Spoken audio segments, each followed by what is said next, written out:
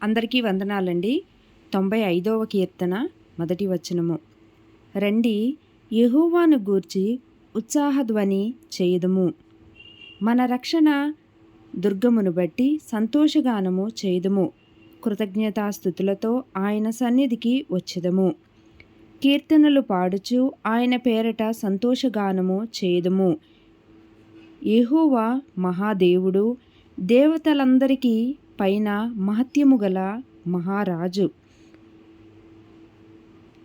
భూమి అగాధ స్థలములు ఆయన చేతిలో ఉన్నవి. పర్వత శిఖరములు ఆయనవే, సముద్రము ఆయనది, ఆయన దాన్ని కలుగజేసెను.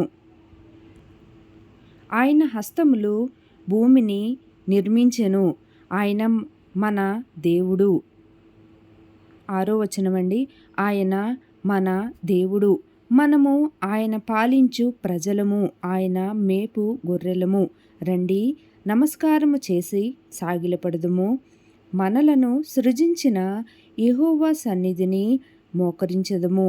నేడు మీరు ఆయన మాట అంగీకరించిన ఎడల ఎంత మేలు.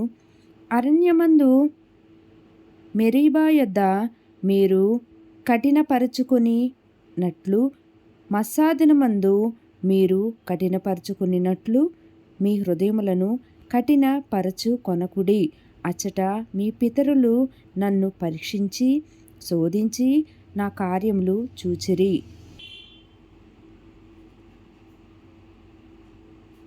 10వ వచనము. 40 ఏండ్ల కాలము ఆ తరము వారి వలన నేను విసికి, వారు హృదయమున తప్పిపోవు ప్రజలు, వారు నా మార్గములు తెలిసికొనలేదని అనుకుంటిని. కావున నేను కోపించి వీరెన్నడూను నా విశ్రాంతిలో ప్రవేశింపకూడదని ప్రమాణము చేసితిని. 96వ కీర్తనండి, మొదటి వచనము. యెహోవా మీద క్రొత్త కీర్తన పాడుడి. సర్వభూజనులారా, యెహోవా మీద పాడుడి. యెహోవా మీద పాడుడి, ఆయన నామమును స్తుతించుడి. అనుదినము ఆయన రక్షణ సువార్తను ప్రకటించుడి. అన్యజనులలో ఆయన మహిమను ప్రచురించుడి. సమస్త జనములలో ఆయన ఆశ్చర్య కార్యములను ప్రచురించుడి. యెహోవా మహత్యము గల వాడు, ఆయన అధిక స్తోత్రము పొందదగిన వాడు. సమస్త దేవతల కంటెను ఆయన పూజనీయుడు. 5వ వచనము. జనముల దేవతలందరూ వట్టి విగ్రహములే. యెహోవా ఆకాశ విశాలమును సృజించినవాడు. ఘనతా ప్రభావములు ఆయన సన్నిధిని ఉన్నవి. బల సౌందర్యములు ఆయన పరిశుద్ధ స్థలములో ఉన్నవి. జలముల కుటుంబములారా, యెహోవాకు చెల్లించుడి. మహిమ బలములు యెహోవాకు చెల్లించుడి. యెహోవా నామమునకు తగిన మహిమ ఆయనకు చెల్లించుడి. నైవేద్యము తీసుకుని ఆయన ఆవరణములోనికి రండి. పరిశుద్ధాలంకారములు ధరించుకొని యెహోవాకు నమస్కారము చేయుడి. సర్వభూజనులారా, ఆయన సన్నిధిని వణకుడి. యెహోవా రాజ్యము చేయుచున్నాడు. లోకము కదలకుండా స్థిరపరచబడి ఉన్నది. న్యాయమును బట్టి ఆయన జనములను పరిపాలన చేయును. ఈ వార్తను అన్యజనులలో ప్రకటించుడి. యెహోవా వేంచేయుచున్నాడు.